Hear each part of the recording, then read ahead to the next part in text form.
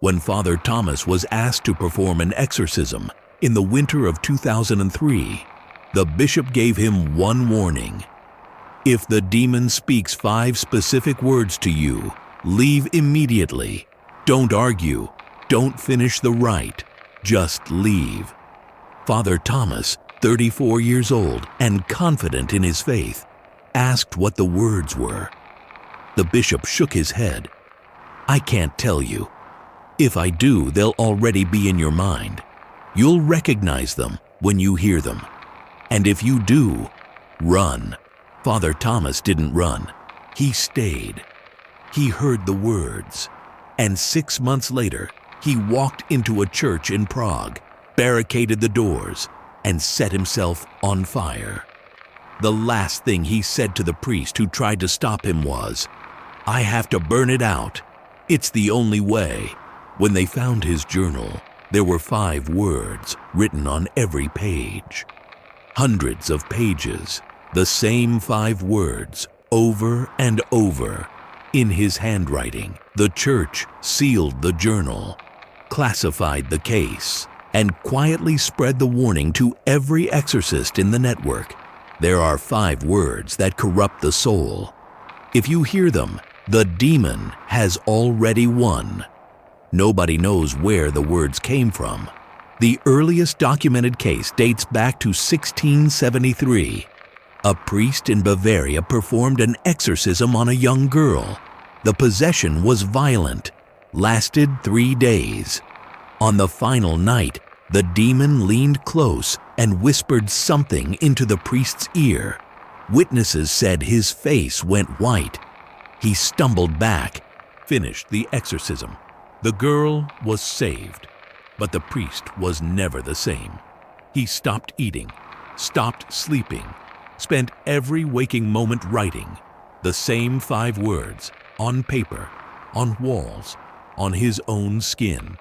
Within a month, he'd carved them into his chest with a piece of broken glass and walked into a river.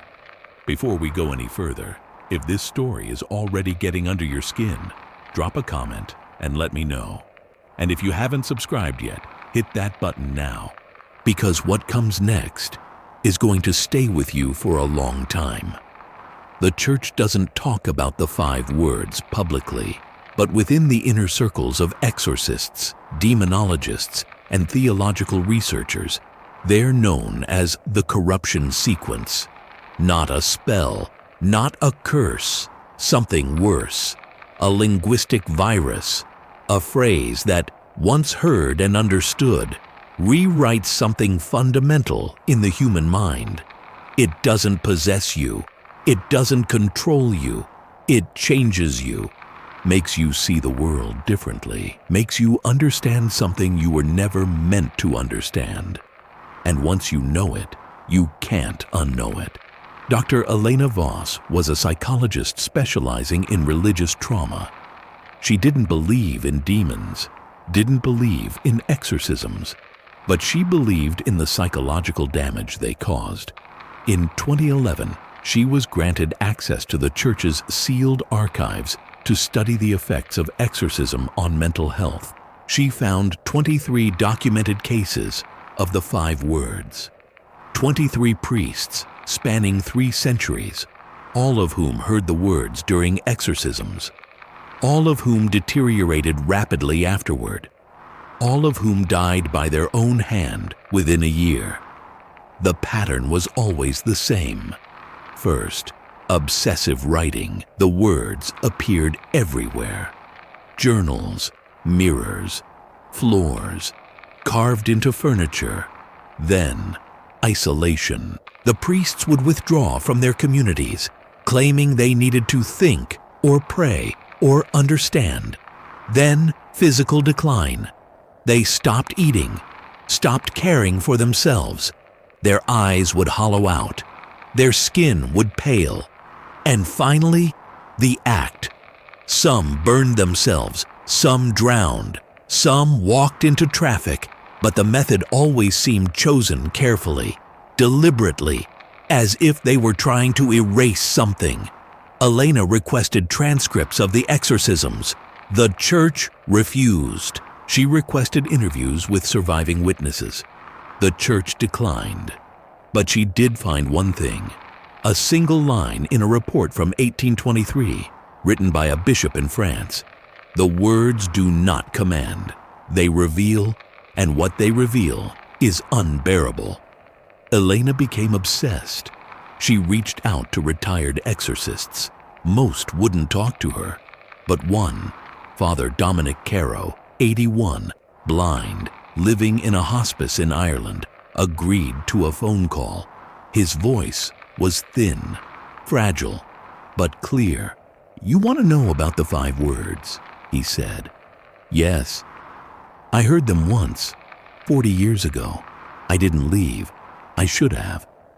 "What did they do to you?" Elena asked. A long pause. "They didn't do anything. That's the trick. They just made me understand.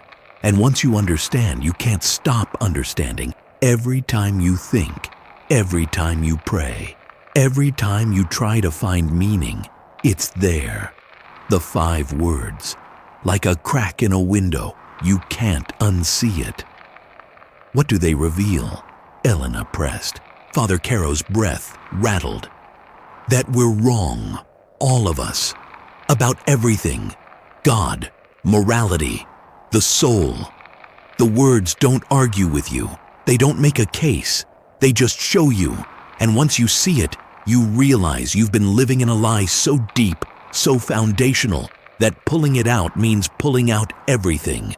Your faith, your identity, your reason for being. You become hollow. And the only way to stop the pain is to stop being." "Then tell me the words," Elena said. "Help me understand."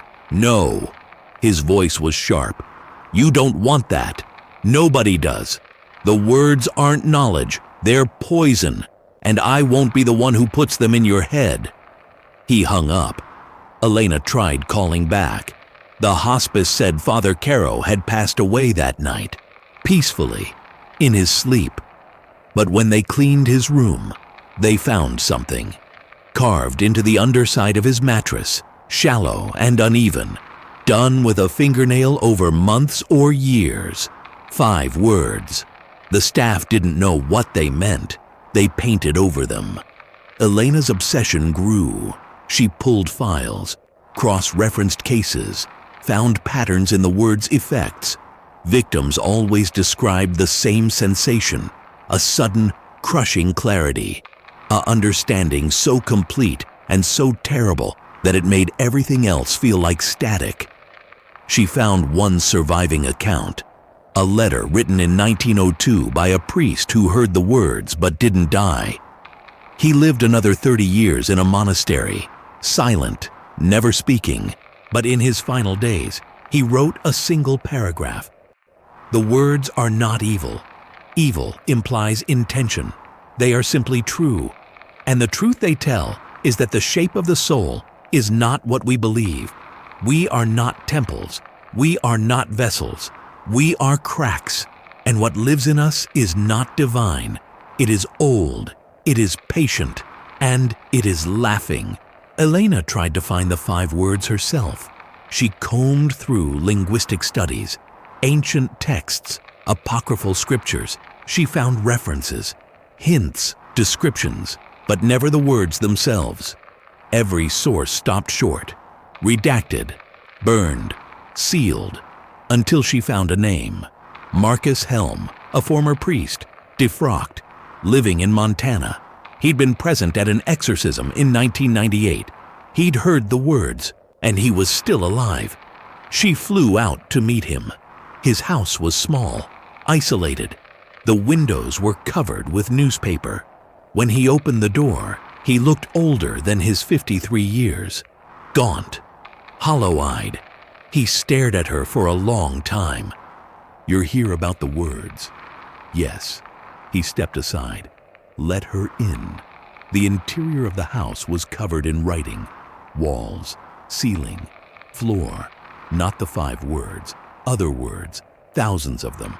Prayers, philosophical arguments, equations, desperation made visible. "I've been trying to drown them out. Marcus said. "Doesn't work. They're always louder." "Tell me what they are," Elena said. Marcus laughed, bitter, broken. "You think knowing will help you? It'll do the opposite." "But you won't believe me." "Nobody does. They think they're stronger, smarter. They think they can handle it." He sat down, lit a cigarette with shaking hands. "The demon didn't say the words to hurt me. It said them because it wanted me to know, to see. And once I did, I couldn't serve God anymore because I understood what God really was or wasn't." "Then tell me," Elena insisted. Marcus looked at her, and for a moment she saw something in his eyes. Not madness, not fear, something worse. "All right," he said quietly. "But when you leave here, you're going to wish you hadn't come." He leaned forward, and he whispered 5 words. Elena's world stopped, not dramatically, not violently. It just stopped. The way a clock stops when the battery dies. She felt something inside her shift, not break, realign, like a bone being set. And suddenly, everything she'd ever believed about herself, about meaning, about the structure of existence, collapsed, not into despair, into clarity, cold, absolute, unbearable. She saw it, the shape of the soul, and it was nothing like Scripture described. It was a whole, a recursion, a loop feeding on itself. And worse, she understood that every prayer she'd ever dismissed, every faith she'd ever studied, was just a defense mechanism, a way to avoid looking directly at what they were. Because if you looked, if you really saw, you'd realize there was no foundation, no ground, just the fall. And the fall never ended. She left Marcus's house in a daze, drove back to her hotel, sat on the bed, stared at the wall. The 5 words echoed in her mind. She tried to think of something else, couldn't. Tried to pray. The words dissolved into nonsense. Tried to sleep, dreamed of the words. She understood now why the priests had killed themselves, not because the words made them evil, because the words made everything else unbearable. You couldn't live normally once you understood. Every conversation felt like a lie. Every smile felt like a mask. Every moment of peace felt like ignorance. And the worst part, you couldn't explain it to anyone, because the only way to make someone understand was to tell them the words. And telling them the words was the cruelest thing you could do. Elena lasted 3 weeks. She wrote papers, tried to rationalize, tried to argue against the words, but every argument looped back. Every rationalization crumbled, and the words remained. True, undeniable. On a cold morning in December, she checked into a hotel in Denver, paid cash, left no note, and stepped off the balcony of the 12th floor. When they found her journal, it was full of writing, pages and pages, but not the 5 words. She'd tried not to write them, tried to resist. The last entry, written an hour before she died, said only, "I can't carry this anymore. I can't be awake and know this. I'm so sorry, but the words are true, and I can't live in a world where they're true." The church buried the case. Elena Voss was listed as a suicide due to depression. Her research was sealed, her files were burned, and the warning was reinforced. If you hear the 5 words, leave immediately, because the words don't damn you. They don't possess you. They just show you what's already there. And once you see it, once you understand the shape of your own soul, you'll realize why every person who's heard them has chosen to stop being. The 5 words are still out there, spoken in exorcisms, whispered by things that shouldn't exist, and every few years, someone hears them. someone strong, someone faithful, someone who thinks they can handle the truth. And every time, the result is the same. Because the words don't lie. They don't deceive. They simply reveal. And what they reveal is something human beings were never meant to see. The architecture of the soul. And it's not divine. It's not beautiful. It's a wound, and it's been open since the beginning. I can't tell you what the 5 words are. Not because I don't know, but because if I did, you'd understand. And once you understand, you can't go back. You'll see the crack in everything. In love, in faith, in meaning. And you'll spend the rest of your life trying to unsee it. Some people last years, some last days, but no one lasts forever. Because the 5 words that corrupt the soul don't destroy you. They just make you realize you were always corrupted, always cracked. And the only thing holding you together was the lie that you weren't. So if you ever find yourself in the presence of something dark, something old, something that speaks, and it leans close and whispers 5 words you've never heard before, but somehow understand completely, don't listen. Don't engage.